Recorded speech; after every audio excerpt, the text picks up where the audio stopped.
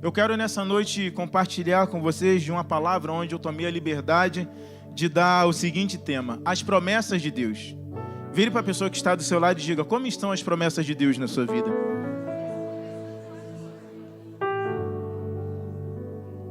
Quando nós falamos sobre promessa de Deus, muitas pessoas elas se questionam. Tem até outras pessoas que dizem assim: o tempo está se passando, eu já estou aguardando essa pseudo promessa de Deus já 1, 2, 10 anos e parece que ela não chega mais. Parece que a promessa de Deus, os sonhos de Deus, os projetos de Deus, eles morreram em minha vida, na minha existência, na minha história. Mas só que a palavra promessa ou prometer significa dar esperança. Prometer significa comprometer-se com algo. Prometer-se significa cumprir, não somente prometer, mas cumprir. Aquela pessoa que faz uma promessa, ela está empenhando a sua palavra. Então diga para a pessoa que está do seu lado, vire para a pessoa que está do seu lado e diga: se Deus prometeu, Ele vai cumprir. Glorificado e exaltado seja o nome do Senhor, porque prometer é garantir ou assegurar de antemão uma dádiva ou algo. Mas talvez você vai dizer assim: mas pastor, já tem muito tempo que eu estou esperando. A minha pergunta é: quem é que te prometeu? Porque a Bíblia vai dizer que Deus ele não é homem para que minta, nem filho do homem para que se arrependa. Então, se Ele prometeu, espera, confia, aguarde, porque Ele é fiel. Ele não muda de palavra ou de posicionamento, não. A palavra dele, ela é a mesma ontem, hoje e eternamente. Mas só que eu preciso te dizer nessa noite que existem pelo menos 3 princípios para que a promessa de Deus seja cumprida na sua vida. Primeira coisa, nós precisamos estar de acordo com a vontade de Deus. Diga: eu preciso estar de acordo com aquilo que Deus quer para mim. Abra sua Bíblia agora, por gentileza, no livro de João, capítulo 15, verso 7. É um texto muito conhecido. A palavra do Senhor vai dizer assim: se vós estiverdes em mim, e a minha ou as minhas palavras estiverem em vós, pedireis tudo o que quiseres, e vos será feito. O problema muitas das vezes é que nós estamos pedindo tantas coisas que não estão de acordo com a vontade de Deus. Nós estamos questionando a Deus sobre algo que está apenas no nosso âmbito, da nossa vontade, do nosso querer, da nossa natureza humana. E muitas das vezes nós estamos insistindo com coisas que Deus está dizendo assim: não é isso que eu tenho para você. E existem pelo menos 2 vontades. Uma que a gente chama de vontade soberana e vontade permissiva. Muitas das vezes, quando aquilo que nós queremos está dentro do âmbito da vontade permissiva de Deus, Deus ele fala assim: Ele está insistindo tanto que eu vou deixar ele ir, e ele vai ver que não vai dar certo e vai voltar para o centro da minha vontade. Mas quando a vontade de Deus ela é absoluta, você pode até tentar ir para Tarsis, mas ele vai virar para você, vira para o irmão que está do seu lado e fala assim: Deus vai virar para você, Jonas, e vai preparar um peixe para te levar para o centro da vontade dele. Nem que seja de peixe, meu irmão. Você e eu iremos voltar para o centro da vontade dele. Então nós precisamos estar de acordo com a vontade de Deus. É interessante, sabe por quê? Eu me lembro, porque normalmente nós falamos assim: eu vou orar a Deus pela vontade dele na minha vida. Eu me lembro que em 2019, eu tive a oportunidade, junto com a minha esposa, de irmos ao Canadá. E nós achamos aquele local maravilhoso. Quem já teve a oportunidade de ir ao Canadá deve concordar, não totalmente, mas pelo menos parcialmente comigo. Parece que você está dentro de um filme, aquelas casas maravilhosas, sabe? Aí a gente voltou para o Brasil, pastor, a gente falou assim: nós iremos para o Canadá. Vamos nos preparar, fazer tudo, nós iremos para o Canadá. Voltamos decididos em 2019. Estávamos no nosso apartamento, planejamos tudo para alugar o apartamento, voltamos para a nossa casa, já vimos tudo direitinho, começamos a fazer a aplicação do visto. Eu estou correndo aqui apenas um parênteses para você entender o que é estar no centro ou não da vontade de Deus. Preparamos tudo, meu irmão, pense em toda a organização, vimos lá o que era necessário para adquirir o visto, finanças, etc. E o tempo passou, final de novembro, final de 2019, aí nós estávamos aguardando. Março ia sair a resposta do visto. Aí, dia 15 de março, fechou tudo. Eu ia falar o CEF lá no Brasil, o consulado lá do Canadá fechou tudo. E aí vem abril, maio, junho, julho, e a gente fazia parte de um grupo que era assim, aqueles que estão aguardando o visto para o Canadá, eu fazia parte. Só que conforme ia passando o mês, aí surgiu um outro grupo, que era o grupo daqueles que foram negados no visto do Canadá. E era um desespero grande, mas eu sempre orando, Senhor, eu quero, Senhor, é um desejo do meu coração. E lá no finalzinho, quase que inaudível, eu falava, mas faça a sua vontade, Senhor. A gente faz aquela oração de 5 dias, aí no finalzinho, faz a sua vontade, Senhor. Porque na verdade, a gente quer imputar em Deus a nossa vontade. Porque por mais que nós entendamos que a vontade de Deus é boa, perfeita e agradável, a vontade de Deus dói, irmãos. Porque ela é boa, perfeita e agradável quando você consegue entender que a sua vida não depende de você, que os seus passos não dependem de você, que o que você tem não é por causa da sua capacidade, do seu intelecto, não. Porque a Bíblia diz que a intelectualidade do homem é como um trapo de imundície. Tudo que nós somos e temos é pela graça, bondade e misericórdia de Deus. Então aí o tempo passou e chegou lá em setembro, aí eu também fui transicionado do grupo dos que esperavam para os grupos que tinham sido reprovados no visto. Aí eu triste, eu falei, Senhor, amém, pela sua vontade, quase brigando com Deus, bem baixinho. Aí minha esposa, ela falou assim, Vitor, tem um colega meu que mora em Portugal, a gente queria ir para o Canadá, que ele mora em Portugal, e eu vou conversar com ele aqui. Ela mandou uma mensagem para ele, foi extremamente receptiva, e falou, aqui está bacana, é bom para a nossa área, etc. Ou seja, a gente ficou 1 ano e pouco planejando ir para o Canadá. De setembro para outubro viramos a chave, em novembro fizemos a aplicação do visto, em janeiro saiu o meu visto provisório de 4 meses aqui para Portugal, no dia 27 de janeiro. Aí no dia 28, 29, aí fechou tudo aqui. Você entende? Na minha cabeça, eu não estaria nesse púlpito. Na minha concepção, eu nem conheceria IBR Lisboa. Eu estaria no Canadá. Mas só que Provérbios 16:1 vai dizer, do homem procede o desejo do coração, mas de Deus é a resposta da boca. Talvez você entrou aqui nessa noite dizendo assim, não era aqui que eu queria estar. Mas a partir do momento que você disse, eu sou servo, servo não tem vontade própria, servo equaliza a vontade dele com a vontade do Senhor dele. Então quem é o seu Senhor? O problema das pessoas é que elas estão fazendo do seu próprio dinheiro o seu Senhor. Elas querem ficar ricas, não tem problema nenhum nisso. Elas querem ter no âmbito horizontal, não tem problema nenhum. Mas só que quem dirige a sua vida chama-se Jesus Cristo de Nazaré. E se a minha e a sua vontade não estiver em conformidade com a dele, ou nós entramos na vontade de Deus, ou iremos quebrar a cara, não tem outro jeito. Glorificado e exaltado seja o nome do Senhor.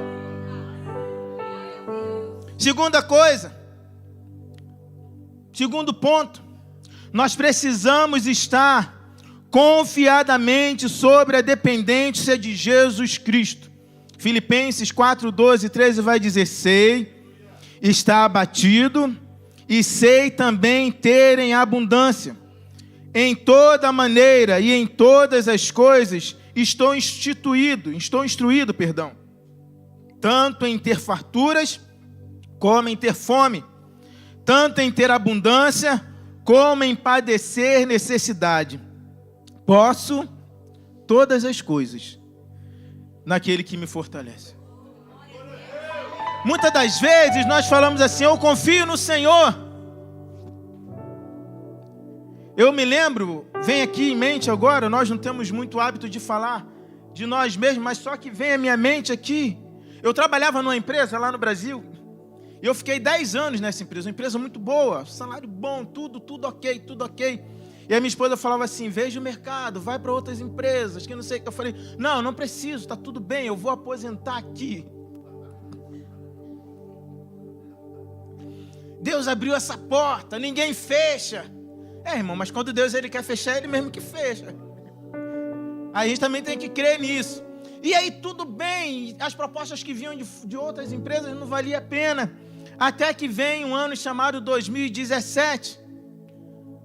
Essa empresa que eu estou dizendo em 2015, ela teve 46% de redução, é a Petrobras. E aí quando chegou em 2017, o contrato da empresa que eu estava, que só ia mudando, acabou e na hora de renovar, não teve como renovar. E aí aquele que achava que ia aposentar lá no Brasil, só ia vir para a Europa passeando, foi demitido em 2017, a porta fechou, irmãos. 2017, 2018, 2019, eu fazendo outras atribuições, não estava na área. 2020, 2021, eu venho para Portugal e 45 dias depois eu arrumo emprego. Confiar em Deus quando tudo vai bem é muito fácil. Confiar em Deus, como foi ministrado, eu abro parênteses aqui de manhã, quando os 10 filhos estão junto da mesa, dá glória a Deus quando tudo vai bem, é muito fácil, mas só que nós precisamos confiar a ponto de mesmo vendo o tsunami vindo de encontro a cada um de nós, a gente vai dizer, bem sei em quem eu tenho crido, eu sei quem é o meu Deus. Aí alguém vai dizer para você, mas rapaz, o mundo está vivendo uma catástrofe. Aí você vai dizer, a Bíblia diz que aqueles que esperam em Deus apenas nessa vida é um dos mais miseráveis dos homens, porque a nossa esperança está no Senhor Jesus, que prometeu para mim e para você, não foi uma vida nessa terra, mas foi uma vida no céu de glória, onde não haverá tsunami, não haverá guerra, não haverá tribulação, não haverá perseguição, só haverá paz. Mas para aqueles que esperam, que confiam, que não abrem mão de Jesus Cristo, da palavra do reino, que não trocam o seu chamado, a sua vocação, por um prato de lentilha. Não adianta eu confiar em Deus apenas até a página 3. Há quem diga que muitos seguem a Deus por causa de 3 síndromes. A culpa, a síndrome do medo e a síndrome da ganância. Mas nós estamos hoje, eu tenho certeza, diante de um grupo de pessoas que seguem a esse Deus porque entenderam que Ele é a razão do nosso ser. Não é por barganha, não é por aquilo que Ele pode nos dar, mas é por aquilo que Ele é. Você é essa pessoa? Diga glória a Deus. Diga a Deus, eu te sirvo, porque Tu és o ar que eu respiro. Glorificado e exaltado seja o nome do Senhor. As promessas do Senhor, elas poderão ser cumpridas somente quando nós agirmos como servos obedientes. Quando nós começamos a discorrer sobre o Salmo 34, do verso 1 até o verso 22, nós iremos ver que Deus, Ele cumpriu as promessas dEle na vida do salmista. E as atitudes que o salmista teve fizeram com que Deus honrasse as promessas dele. Mas pastor, e se o salmista ele não fosse fiel a Deus? Diga, ainda que o homem seja infiel, Deus permanece fiel. Deus, Ele nunca vai descumprir aquilo que Ele prometeu na minha e na sua vida, meu irmão. Quando Deus, Ele planeja, Dr. Monroe, ele vai dizer, ou ele dizia quando estava vivo, que antes de nós nascermos, Deus, Ele já tinha preparado, Ele falou assim, aqui está, parafraseando a Anabela, ela vai nascer em tal lugar, ela vai para tal lugar, vai ter uma igreja, e quando nasceu já estava pronto. Tem gente que está dizendo, pastor, assim, eu nasci, não há um propósito, eu nasci por acaso. Não, você não nasceu por acaso, você já está pronto. Aquilo que você nasceu para fazer já está pronto, já está dentro de você. Sabe o que é que está faltando? Eu e você tomarmos a posição de servo e falar, como falou Isaías, eis-me aqui, Senhor. Envia-me a mim, Senhor. Mas não é fácil. Mas Deus, além de esperar que nós sejamos servos obedientes, Deus, por sua graça, bondade e misericórdia, Ele olha para mim e para você lá naquele nosso momento de tribulação, de dor, de tristeza, porque Ele conhece os seus temores, Ele conhece as suas aflições, Ele conhece aquilo que abala muitas das vezes as nossas estruturas. Ele sabe as lágrimas que nós soltamos quando ninguém está vendo. Ele sabe às vezes que a gente fala assim: será mesmo que vale a pena a minha vida? Será mesmo que vale a pena todo o esforço que eu estou fazendo? Deus, Ele conhece. A Bíblia diz que os olhos do Senhor é como chama de fogo, que penetra entre alma e espírito, juntas e medulas. Deus, Ele conhece a oração, não aquela que você verbalizou. Deus, Ele conhece não apenas, aquelas que você verbalizou. Deus conhece aquela oração que está lá no profundo do seu ser, aquela que você não tem coragem de orar, de falar com Ele, mas o Espírito Santo de Deus que está aqui, que está conosco, que é a terceira pessoa da Trindade, que foi delegada por Jesus Cristo quando Ele falou: eis que eu vou para o Pai, mas não vos deixarei órfão. O Consolador que está comigo e contigo, Ele sabe o que vai no profundo do seu ser. E Ele está dizendo mais uma vez nessa noite: ei, Deus já ouviu essa oração que está dentro do seu coração, quando você está dizendo: Senhor, eu não aguento mais. E no rosto está aquele sorriso maravilhoso, mas o Espírito Santo de Deus está falando assim: eu estou tratando com você nessa noite. Glorificado e exaltado seja o nome do Senhor, porque Deus, Ele quer e vai nos livrar de todos os nossos temores. Verso 4 de Salmo 34 vai dizer: busquei ao Senhor, e Ele me respondeu, livrou-me de todos os meus medos, dos meus temores. O que te assombra, meu irmão? O que te deixa... O que há de mais grave que você tem colocado assim: se isso acontecer, eu largo tudo? Eu me lembro que quando eu vim para Portugal, eu falava assim: Senhor, eu estou na minha cabeça,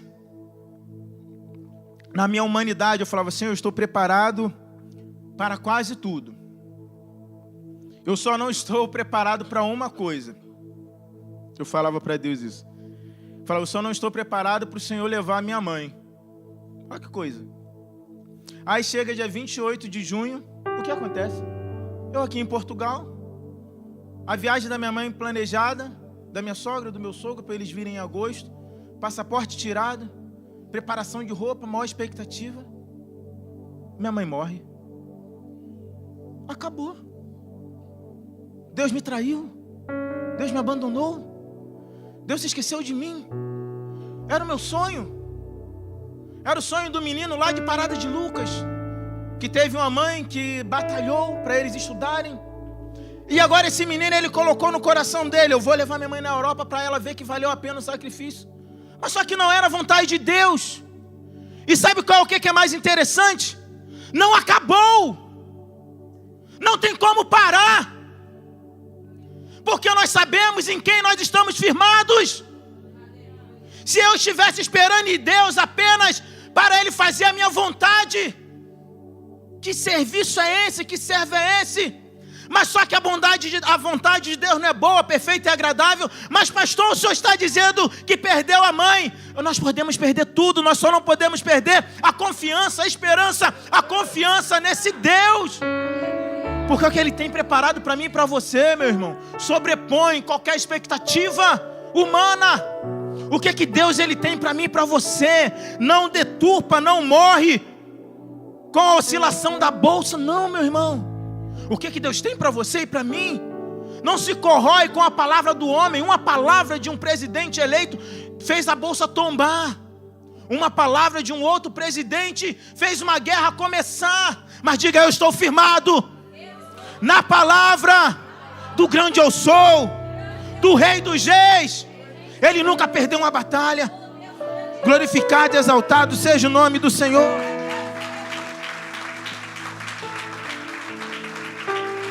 Aleluia. Segundo os estudos, meus irmãos, existem pelo menos 150 tipos de medo. 150 tipos. O medo, ele é um instinto natural do ser humano. Mas só que existem muitas pessoas que elas costumam viver em pânico diante das situações adversas da sua vida. Quando elas se deparam com um problema, com a dificuldade, elas ficam apavoradas. Esse medo, segundo os estudos, ele já é um medo que ele causa, além da apatia, ele causa vários problemas psicomáticos. E a pessoa entra no seu estado de comiseração, perdendo a esperança em tudo, perdendo a esperança na vida. Mas só que o que me alegra, o que renova em minha esperança, é que eu tenho a convicção que se você faz parte desse grupo de pessoas que tem esse tipo de medo, a partir de hoje esse medo vai ser jogado por terra. Porque você está na terra da promessa.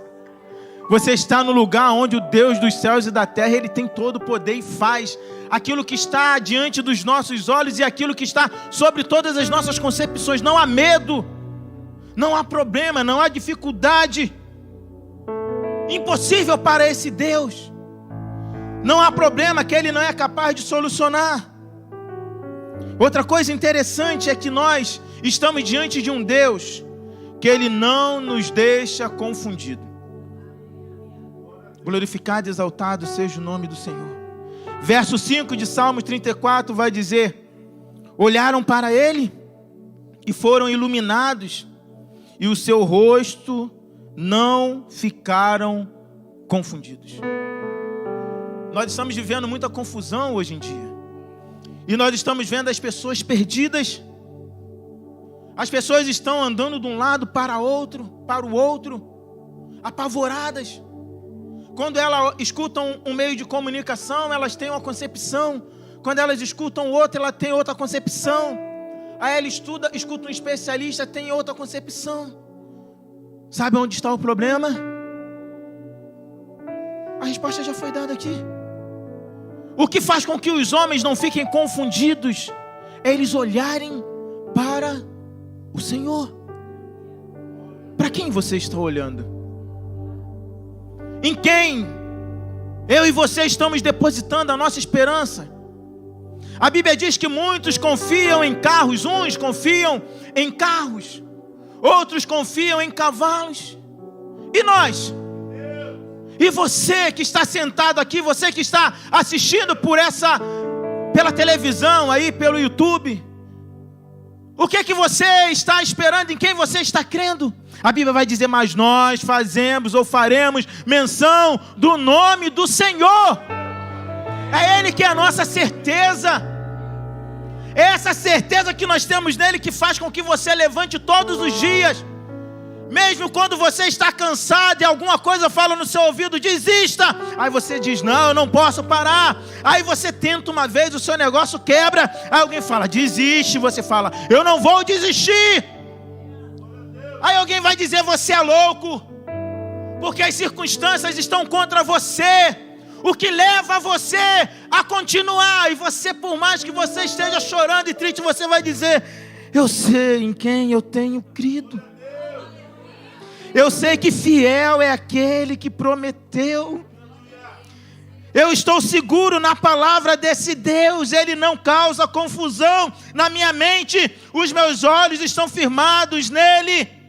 Mas a bolsa está caindo, mas eu olho para um Deus que está no céu de glória. Os homens estão apavorados, mas a minha esperança está no Deus dos céus. O mundo está em guerra. Estão dizendo que está tendo rumores de guerra, e talvez teremos a terceira guerra mundial. Diga: um com Deus.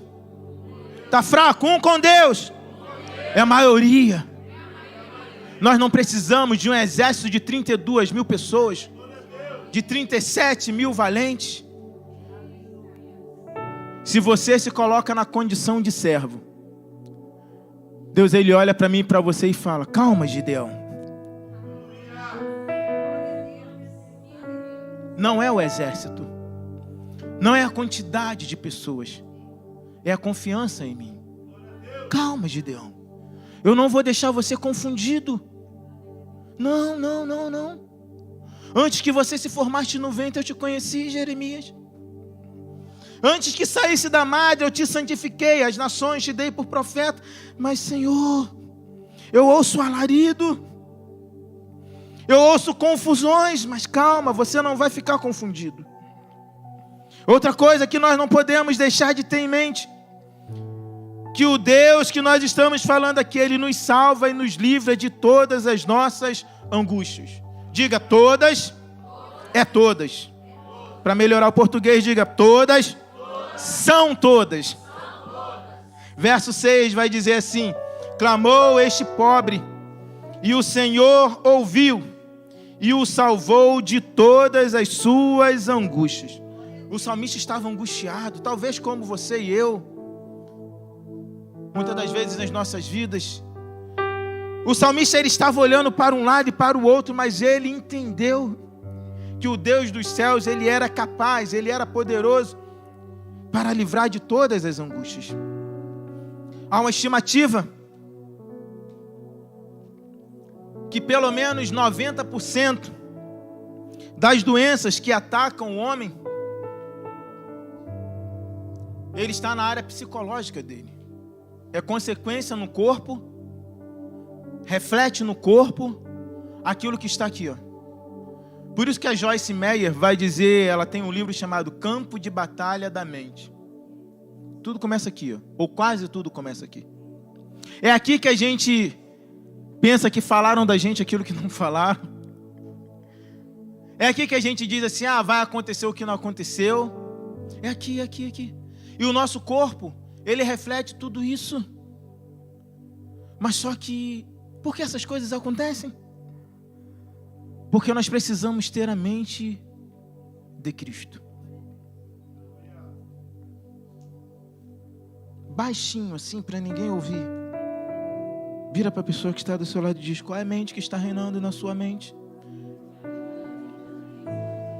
É a mente vertical ou a mente horizontal? Pastor, o que é isso?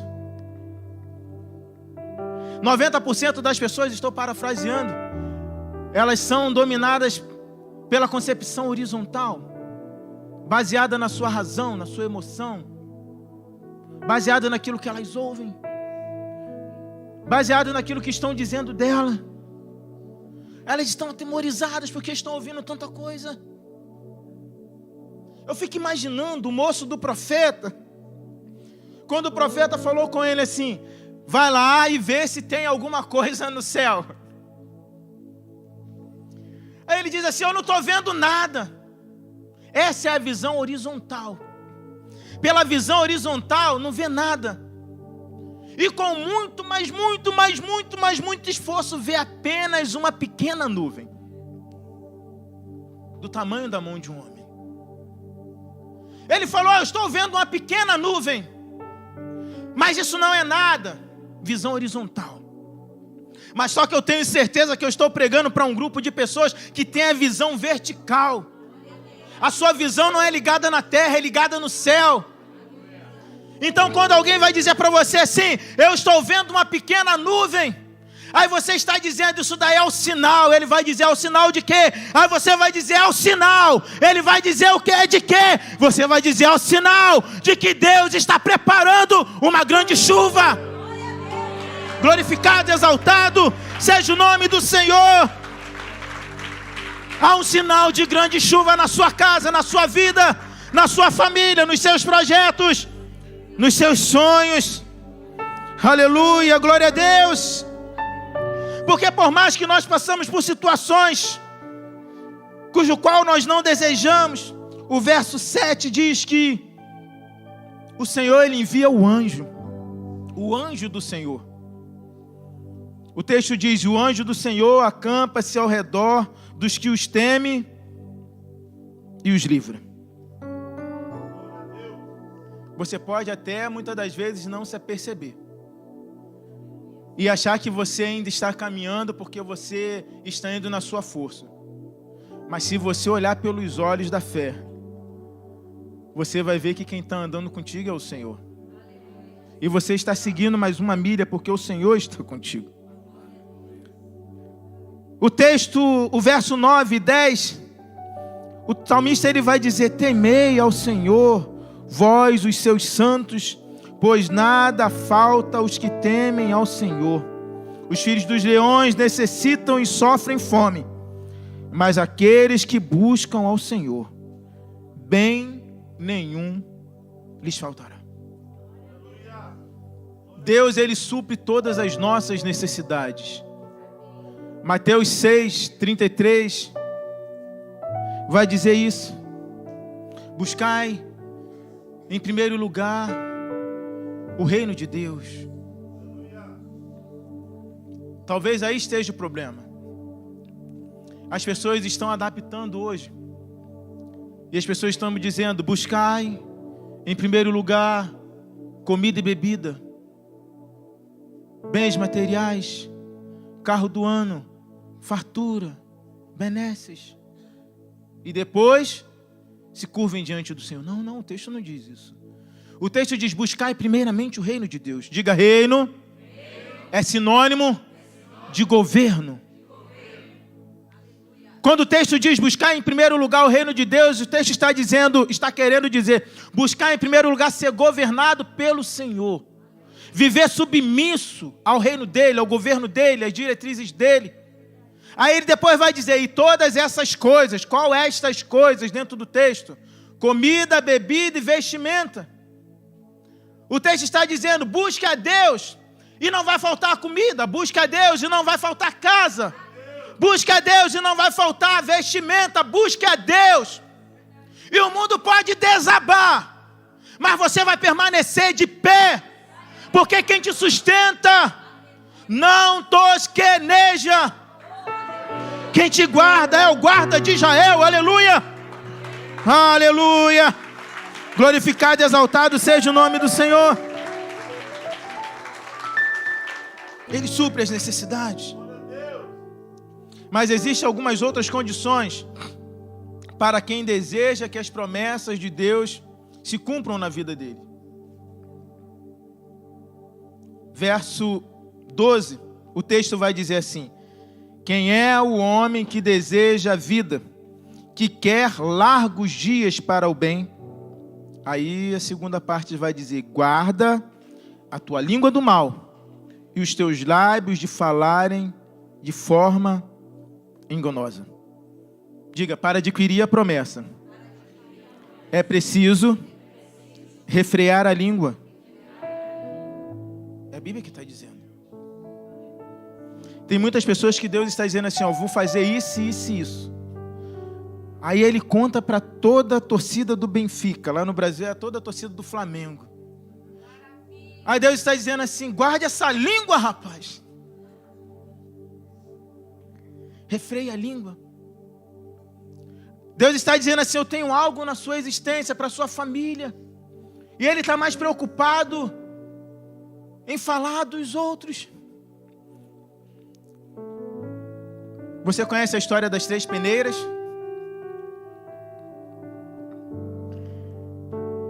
Bondade, verdade e necessidade.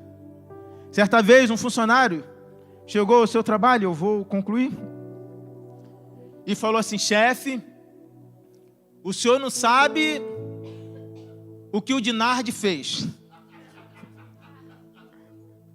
Bispo, quando o senhor foi para o Brasil, o senhor não sabe o que o Dinardi fez. Aí o chefe, nessa analogia ao bispo, ele pergunta assim, isso que você vai dizer sobre o seu irmão, é bom? Não, não é bom. Se eu gostaria que alguém falasse isso de você, não. Aí ele diz, então caiu na primeira peneira. Não é bom. Se não é bom para os outros, não é bom para você, então segura a língua. Não é isso? Mas, bispo, é uma história acachapante. É verdadeiro? Você verificou? Não, quem me contou foi a pastora Anabela, que disse que quem contou foi o diácono que... Não é verdadeiro. Refreia a sua língua.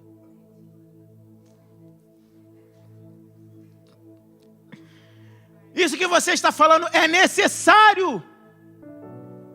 Ah, bispo, se fosse de você, da sua família, você queria que fosse exposto? Não, o sangue de Jesus tem poder. Então por que você está falando dos outros? Guarde a língua e vá para o joelho. E não perca a bênção. Fala, meu irmão, a língua ela é venenosa. Ela destrói um reino. Ela divide igreja. Ela acaba com famílias, com casamento.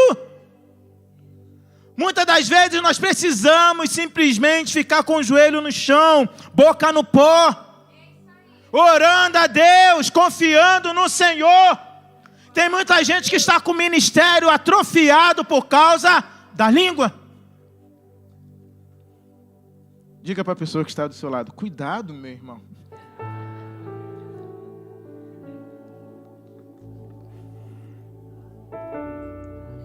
Coloca-se de pé, por favor, para você achar que eu já estou terminando.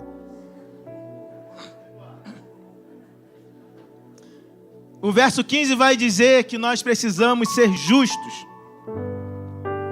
Os olhos do Senhor estão sobre os justos, e os seus ouvidos atentos ao seu clamor. Muitas pessoas acham que justiça é quando a beneficia. Justiça é justiça, meu irmão. Deus, Ele não tolera os injustos. Deus, Ele não tolera covardias. Não. As pessoas às vezes acham assim, não, eu vou fazer isso daqui, porque isso daqui é tão pequeno que Deus não está vendo. Deus, Ele vê tudo, meu irmão. Diga, eu preciso ser justo, porque os olhos do Senhor estão sobre mim. Nós precisamos clamar ao Senhor. Verso 17 diz, os justos clamam ao Senhor, e os ouve, e o Senhor os ouve, e os livra de todas as suas angústias. Clame ao Senhor. Pare de ficar clamando aos homens. Pare de ficar depositando a sua esperança nos homens, achando que a sua vitória está na mão do homem. Não. A sua vitória está na mão do Filho do homem. Verso 18 diz que nós precisamos ter um coração quebrantado. Curve sua cabeça.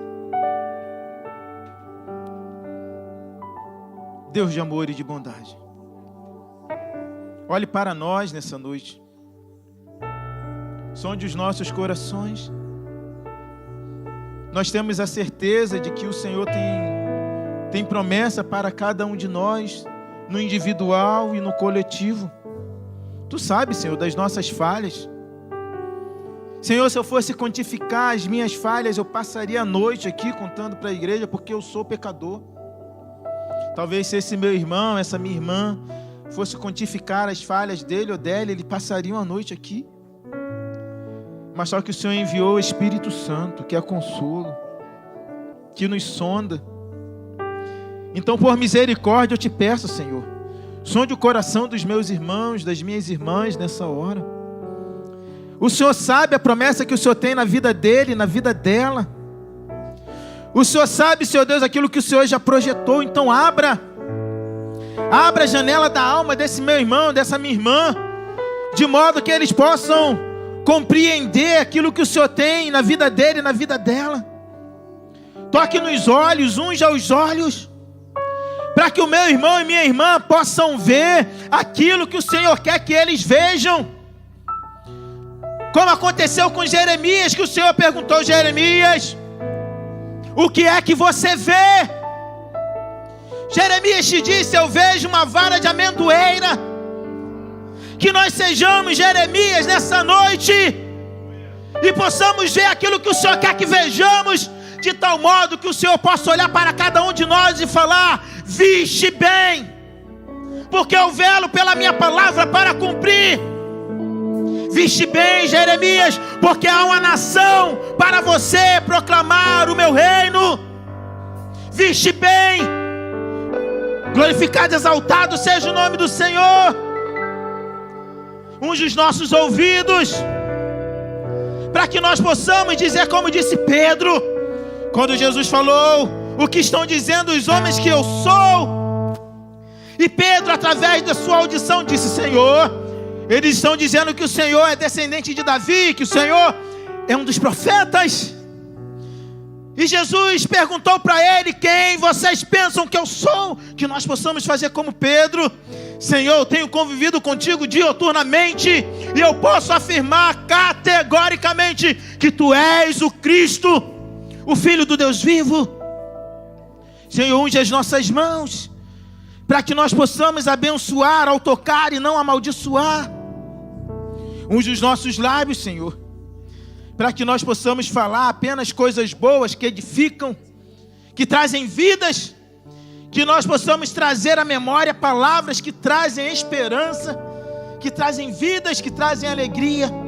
E por fim, Senhor, unge os nossos pés, para que nós possamos ir somente aonde os santos devem ir, de acordo com a sua vontade e com o seu querer. Nós queremos viver a sua vontade, Pai, em nome de Jesus.